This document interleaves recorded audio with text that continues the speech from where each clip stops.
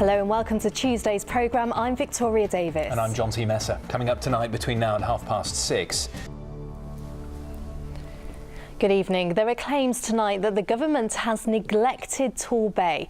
And while it's one of the region's most popular holiday destinations, it's also an area where nearly 6,000 children are living in poverty. Business leaders say there needs to be more funding to help improve infrastructure, educational provision and high streets in the area. They're meeting with ministers at Westminster tomorrow. Well, our reporter Richard Lawrence is in Torquay for us this evening. Richard, there's a real sense that Torbay's been forgotten in all of this. So, Richard, how likely is it then that Torbay will get any extra government funding? To other news in the region now, and a public meeting is being held in Penzance tonight following concerns about abusive behaviour in the town. It's claimed there are... Next this evening, there's anger in Exeter as one of the city's most popular sports centres is threatened with closure. Yes, Clifton Hill. The City Council's executive is discussing a report which recommends closing the Clifton Hill Centre permanently and spending the money to improve other facilities. Our reporter Bob Cruz is there for us this evening. Bob, what have residents been telling you there today then? Now, campaigners in Somerset say the closure of libraries could damage children's education and would be a kick in the teeth for town centre traders. Well, 15 libraries are at risk of closing as part of budget cuts in the county unless volunteers come forward to save them. A public consultation on the proposals ends tomorrow, with the County Council saying up to £500,000 could be saved. Ben McGrail reports. Well, still ahead before 6:30. And after us, the ITV News continues with the national and international stories at 6:30. Mary Nightingale has the details.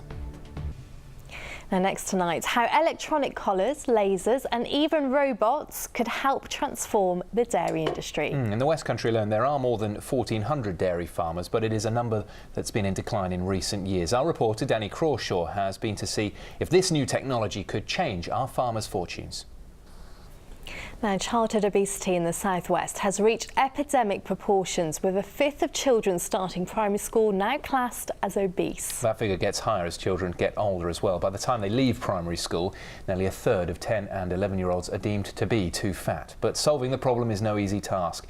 Karen Bell's been to meet a mother and daughter who know just how hard it is to keep children at a healthy weight. And I'm delighted to say that we are joined by Eden and her mum Chanel in the studio, and by... You and Eden have clearly been putting in a lot of work over the last couple of years since we started filming with you. As Karen said in her report, it's not easy when you are starting from a point where you are already overweight, is it, to then get back to a healthy weight? That's correct. I find most challenging to try and change the way that Eden eats. To lower the sugar. You're waving at Claire, the nutritionist, through the window there, so let's talk to her now. Claire, as a nutritionist, what changes have you noticed in people's behaviours? Is it that there are lots of sugary foods on offer that are distracting people, or are people sort of not being educated about the healthy ways to eat? In the report, Chanel said that she actually struggled to know what to feed Eden. Is that a typical problem that you see? Information about, you've obviously done a lot of research. What would you say to parents watching this evening who perhaps are worried about their children's weight, maybe worrying about what they're eating every evening? Where should they go? How could they start? Well, it gave us new options. It gave us new ideas of... What changes have you eaten? If you open your cupboard now, what do you choose to eat?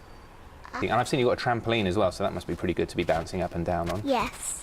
Great stuff. Well, Chanel and Eden, thank you very much. Claire in Plymouth, thank you very much. Now, young people from disadvantaged backgrounds are much less likely to take part in sport, which is adding to the obesity crisis. Well, one charity that's been trying to close the gap for the last 10 years is Street Games. They support groups across the West Country who are trying to make sport more accessible. Carrie Davis went to find out about the impact it's having in Plymouth. Oh, great stuff. Now, staying with sport, it is that time of year when school children are limbering up for sports days across the West Country. Yeah, my son's got his in a couple of weeks. It's not just children, though, of course. Parents are getting equally competitive for the mums and dads events. We've pinched this off Twitter. See if you can recognise this dad in this 80-metre sprint. Alex winning that mum's race, and she won it by a country mile. And so my mum looked at me and said, "Al, you know what you need to do." And I was like, "Oh my God!" Yeah, so you put on your tracksuit. So I put on. I was done. Yes. So what about the weather, Alex? How's that looking for the next few days? Well, Back do to you the know day. what? If you can run, Alex, thanks very much indeed. We had some sound issues at the start. I think you left your microphone on the start line of that race. done a there. runner. Yeah, that's right. Yeah. Thank you. Before we go, though, let's remind you of the main headlines here in the West Country this evening and business leaders in talk. That's it from the two of us. I'll have the late news for you at 10:30. Now, though, we'll hand you to Mary Nightingale as the ITV News continues. From all of us, have a lovely evening. We'll see you tomorrow. Bye-bye. Bye.